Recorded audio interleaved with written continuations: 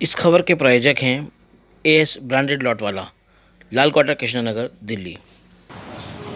एक बार नोटबंदी का फैसला और उसके बाद जीएसटी। हालांकि कई साल गुजरने के बाद आखिरकार सरकार को अपना ये फैसला कुछ हद तक बदलना पड़ा और 2 स्लैब जीएसटी के कम किए गए, जिसके बाद कहीं ना कहीं कारोबारियों में राहत महसूस हो रही है। अभी हमारे साथ बात करने के लिए मौजूद हैं पैंथर्स पार्टी के दिल्ली प्रदेश के अध्यक्ष राजीव जौली खोसला। उनसे जानेंगे कि उस पूरे मामले को कैसे देख रहे हैं। क्या लगता है कि वाकई जो सरकार घिर रही है चारों तरफ से, उससे बचने के लिए ये कदम उठाया गया है, या फिर वाकई में लोगों को और आम कारोबारियों को राहत देने का फैसला है।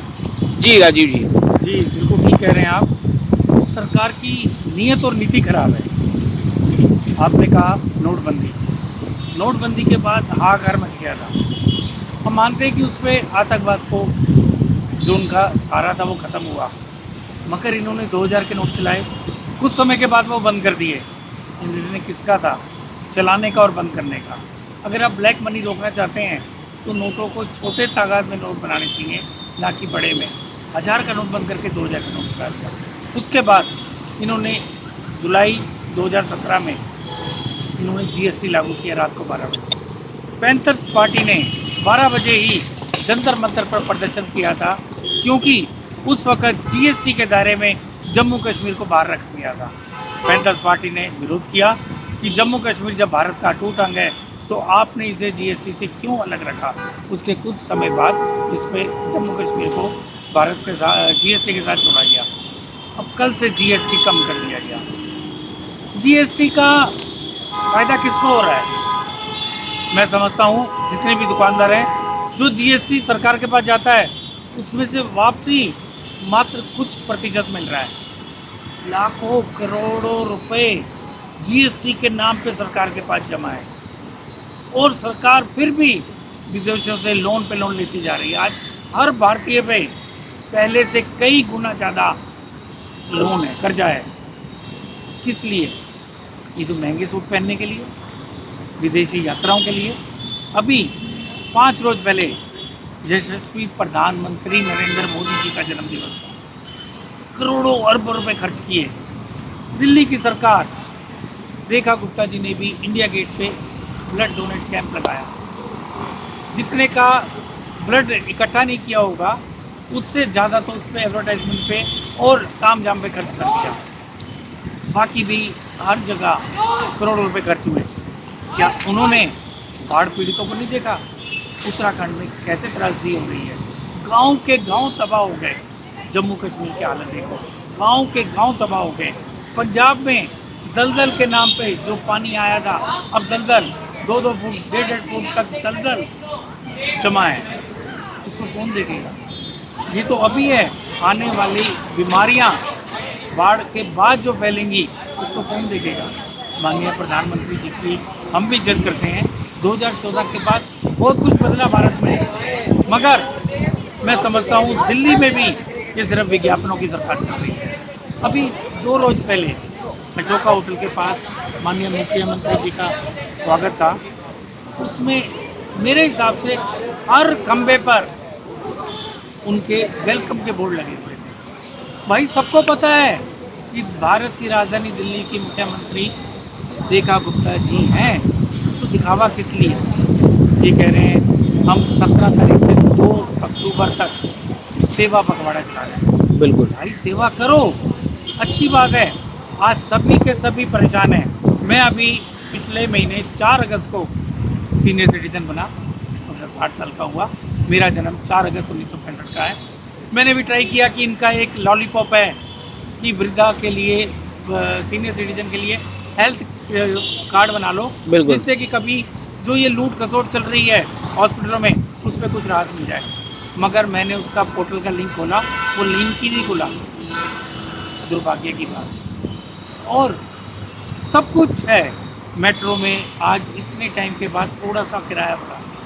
अगर दिल्ली में मेट्रो ना होती, क्या डीटीसी कवर कर पाती है? डीटीसी का हमने पहले भी कहा, यहाँ तो एक लाइन में एक नंबर की 6-6 बसें आएंगी, यहाँ आधा घंटा कोई भी नहीं आएगी। दिल्ली का जितना बॉर्डर एरिया है, वहाँ की दूसरी जगह देखो, वहाँ पब्लिक ट्रांसपोर्ट के नाम पे फटाफट सेवा, जिसमें भेड़ बकरियों की तरह इंसानों को भरा जाता है। क्या माननीय मुख्यमंत्री यह नहीं देखना चाहते? क्या सिर्फ ये लुटिया जोन तक सीमित है? तो ये बड़ा दुर्भाग्य की बात है। हम प्रधानमंत्री जी की इज्जत करते हैं क्योंकि उन्होंने बहुत कुछ बदला, मगर मजदूर, मेहनतकश, ईमानदार जनता की ओर भी सोचो। जो आज मिलावटी सामान रोज आता है, इतना पनीर पकड़ा गया, इतना खोआ पकड़ा गया, इतना वो पकड़ा गया। भाई इनके जो अधिकारी हैं, जो ये जो तहकीकात करने वाले अधिकारी बिल्कुल, हैं, टीम वो जो है। कहाँ सो रहे हैं? वो सिर्फ अपनी जेब भरते हैं। और मैंने एक बात और कही, दिवाली का सीजन चल रहा है, किसी भी मिठाई की दुकान पे, मैं बड़ी बड़ी बात कह रहा हूँ, किसी भी मिठाई की दुकान पे मैन्युफैक्चर और एक्सपायरी डेट आपको डब्बे में नहीं मिलेगी। नहीं मिलेगी। तो सरकारी कहाँ है तंत्र? खोसले जी, बहुत बड़ी आपने बात कही है और सवाल ये है कि जब सारा काम सरकार को करना है तो आखिर हड़बड़ी किस काम की? चाहे नोटबंदी हो, उसके बाद जीएसटी लागू करना हो, अब ये स्लैब वापस खत्म करना, क्यों आपके पास सलाहकार की कमी है? क्या आपके पास मंत्रालयों में जो लोग जो मशीनरी से होती है, जिन्हें ऑफिसर्स कहते हैं, क्या उन लोगों के पास कोई मास्टर प्लान नहीं होता किसी चीज़ का? क्यों मैंने ऐसी आपसे- चीज़ें हड़बड़ी में लागू की जाती हैं? मैंने आपसे दोबारा बोल रहा हूँ, सरकार की नीति और नियत खराब है। सरकार दिल्ली में 21 साल बाद बीजेपी सरकार आई। बिल्कुल। हम इससे पहले वाले को कहते थे वो एडवर्टाइजमेंट का किंग था, ये तो उससे बड़े एडवर्टाइजमेंट के किंग हैं। इनका बजट देखा जाए कि विज्ञापनों पर कितना बजट जाता है, जी। अगर वही बजट जनता पे पहुंचे तब पता लगता है क्या है। मैं तो इनको खुला चैलेंज देता हूँ, जहाँ के एरिया का आप कहते हो कि एरिया सब ओके है, मेरे साथ चलो, अपनी टीम के साथ चलो, बिना लाभ लश्कर के, बिना अपने दिखावे के मैं दिखाता हूँ कमियाँ। खोसला जी, क्या वजह है कि सरकारें बदल रही हैं लेकिन जो समस्याएं हैं, वो आम लोगों की जो समस्याएं हैं वो जस की तस हैं, उनमें कोई सुधार नहीं हो रहा? आज सड़कों की हालत देख लीजिए, रोडों की हालत देख लीजिए। सरकार दावे करती है पानी होता है, अब आधा घंटे बारिश होती है, जगह जगह पानी भर जाता है, आज भी वही सिस्टम है। क्या लग रहा है, क्यों आखिर सरकार की मंशा नहीं है काम करने की? देखिए, मैं एक बात कहता हूँ, सरकार 5 साल बाद बदलती है, मगर जो काम करने वाले ब्यूरोक्रेट हैं वो तो जब तक रिटायरमेंट नहीं थी जब तक रहते हैं, काम तो उन्होंने करना है ना। बिल्कुल। तो ये तो सिर्फ एक खामा कागज थोपा गया है मंत्रियों संत्रियों को, अगर ये तो काम तो उन्होंने करना है, उनका कोई सुनने वाला ही नहीं है, उनके ऊपर वो कोई माई बाप नहीं है। मुख्यमंत्री साहिबा अपनी विज्ञापनों में रहती हैं, एलजी साहब पहले तो जो चलता था इनकी नोकझोंक चलती थी, अब नोकझोंक बंद हो गई, मगर जो ब्यूरोक्रेट है वो क्यों शांत है?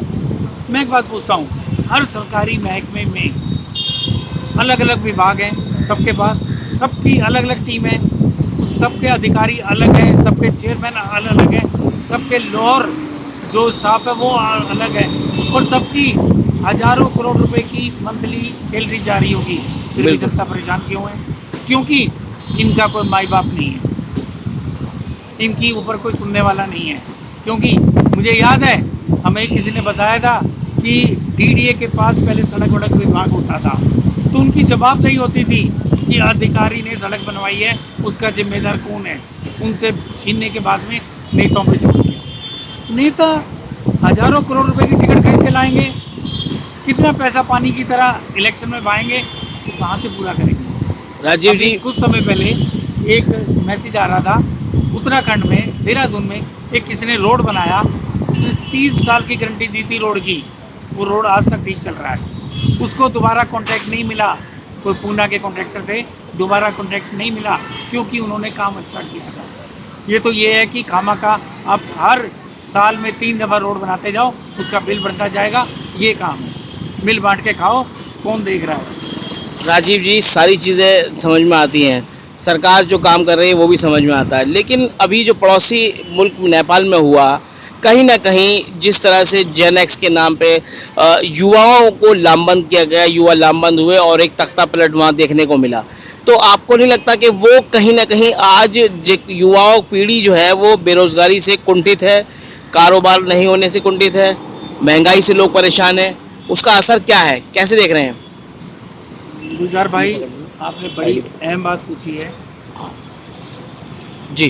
भारत का युवा आज व्यस्त है नशे में, भारत का युवा आज व्यस्त है मोबाइल में, भारत का युवा मैं समझता हूँ जो नेपाल में हुआ, जो रूस में हुआ, हमारे जो विरोधियों की सोच है कि वैसा ही बवंडर हिंदुस्तान में भी हो, उससे नुकसान किसका होगा? हमारा और आपका। हम लोग नेपाल में अगर आज लूट खसोट हुई, उसमें नुकसान किसका हुआ? आम जनता। नुकसान में कौन मारेगा? आम जनता। क्या ये जो अपने आप को कहते हैं कि जी इतने पैसे लूटे, वहाँ से इतने लूटे, यहाँ के तो विदेशों में इन्होंने तो ऑलरेडी पहले सब कुछ सेटल है। यहाँ से जो गमन करके भागता है सीधा बाहर चले जाता है। बाहर चला जाता मोदी है। साहब, रेड पासपोर्ट उसे मिलता है जिसे सरकार अपना नुमाइंदा बनाती है, बिल्कुल। राज्यसभा मेंबर या मेंबर ऑफ पार्लियामेंट बनाती है। और रेड पासपोर्ट वाला हजारों करोड़ रुपए लेके भाग गया। इसके जिम्मेदार कौन है? इसके जिम्मेदार हैं ये जो सत्ता में बैठे हैं। तो ये हम नहीं चाहते कि ऐसा वाकया हिंदुस्तान में हो, मगर जैसा सिस्टम बन रहा है ये होगा जरूर। इसमें नुकसान हमारा और आपका होगा और किसी का नुकसान नहीं होगा, ये बात तय है। कहीं ना कहीं सरकार को अपनी आंखें खोलकर जनता के समक्ष, जनता के समर्थन में जो है फैसले, जनता के जन उपयोगी जो फैसले हैं वो लेने चाहिए, मगर ये लेंगे नहीं, क्योंकि इनकी आपस में खींचतान बहुत है। क्लियर कहते हैं, जब भाई टिकट खरीद के लाए हैं, उसके बाद इलेक्शन में, चुनावों में पैसा दिया, बांटा, खर्च किया मात्र 1% को, बाकी कई धन्नासट बन गए। अभी कल ही मेरे पास एक संदेश आया हुआ था कि भाई चांदी के चम्मच से सुने थे, मगर चमचों की चांदी आप देख रहे हैं। चमचों की चांदी, बड़ी गहरी बात है, समझो तो। आज जितने भी विधायक है दिल्ली के 70 के 70, मैं कह रहा हूँ आप किसी से एक दफ़ा वार्तालाप करके देख लो, आप किसी से मिल के देख लो, काम तो छोड़ो, आप किसी से मिल के देख लो। अगर कोई मिल जाए, कोई वार्तालाप कर जाए तो बता देना। जो इनके कार्यकर्ता हैं वही परेशान है, वो कहते हैं भाई अब ये जीत गए, हमारे से दुआ सलाम खत्म। ये हकीकत है। आवाम के लिए किस तरह का संदेश आपकी तरफ से है? आवाम के लिए संदेश यही है कि आप, बाबा साहब अम्बेडकर ने कहा था संघर्ष करो, संगठित रहो, यही संदेश है। आपके लिए तो इन्होंने एक गोल चक्कर में आप सबको फंसा रखा है। महंगाई से आपको बाहर सोचने की मौका ही नहीं मिलेगा, ऐसा इन्होंने फंसा रखा है। मैं कहता हूँ कि ये मोबाइल नेटवर्क से देख लो, पहले कितने का शुरू हुआ था और आज क्या दुर्दशा है।